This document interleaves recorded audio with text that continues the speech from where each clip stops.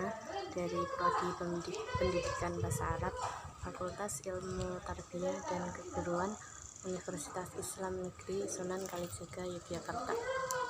Di sini saya akan mereview buku yang berjudul Kajian Ulumul Quran untuk memenuhi tugas ujian akhir semester mata kuliah Ulumul Quran.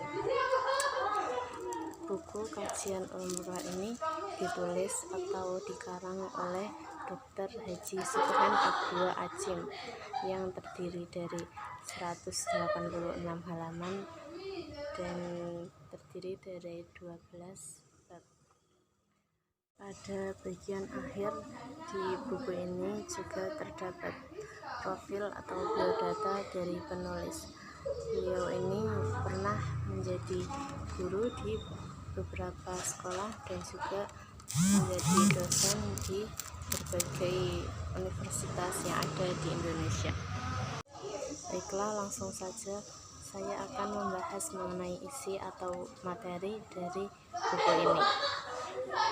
Bab pertama membahas tentang sejarah kajian Ulumul Quran.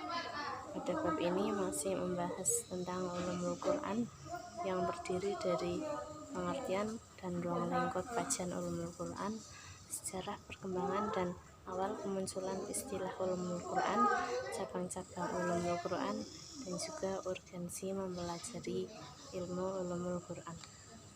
Selanjutnya bab 2 mengenai sejarah turunnya Al-Quran.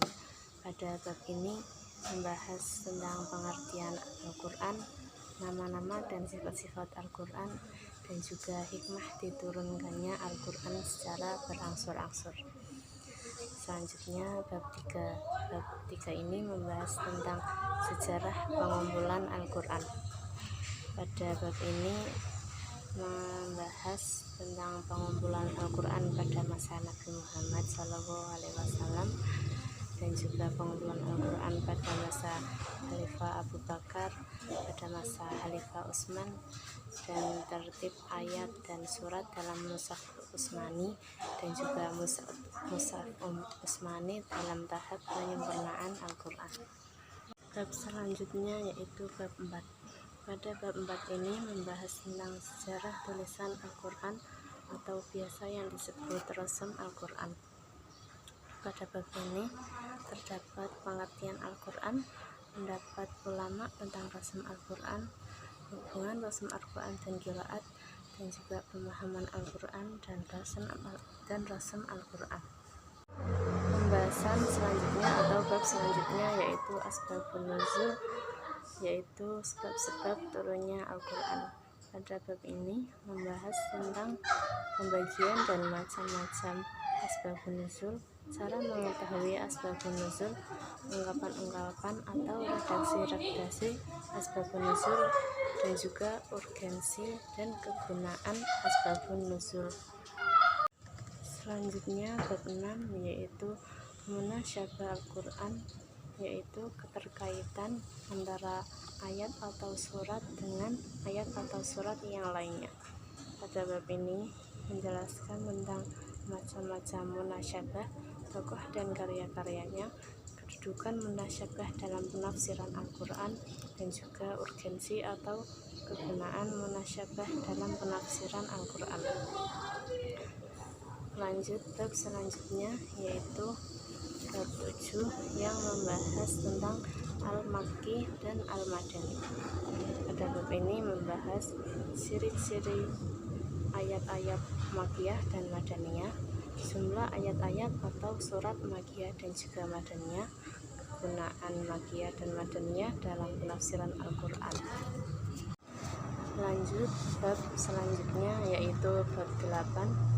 Bab 8 yaitu Al-Muhkam dan Al-Mutasyabih. Pada bab ini terdapat pengertian dari Al-Muhkam dan Al-Mutasyabih, pendapat ulama tentang ayat-ayat Al-Mutasyabih, hikmah adanya ayat-ayat mutasyabih, dan lain sebagainya. Kemudian selanjutnya bab 9 yaitu Fawatih Aswar. Fawatih Aswar yaitu ayat-ayat pada pembukaan surat. Pada bab ini membahas seputar Fawatih Aswar, pendapat ulama tentang Fawatih Aswar, dan juga urgensi hikmah Fawatih Aswar. Selanjutnya bab 10. Bab 10 ini membahas tentang qiraat Al-Quran. Di bab ini terdapat pengertian qiraat Al-Quran, latar belakang timbulnya qiraat yang masyhur, macam-macam qiraat dari segi sanadnya, dan juga kriteria qiraat yang terima dan yang ditolak. Kemudian bab selanjutnya yaitu bab 11 mengenai i'jaz Al-Quran atau kemukjizatan Al-Quran. Di bab ini menjelaskan tentang pengertian, sebab, syarat, macam-macam, dan tujuan i'jaz Al-Quran.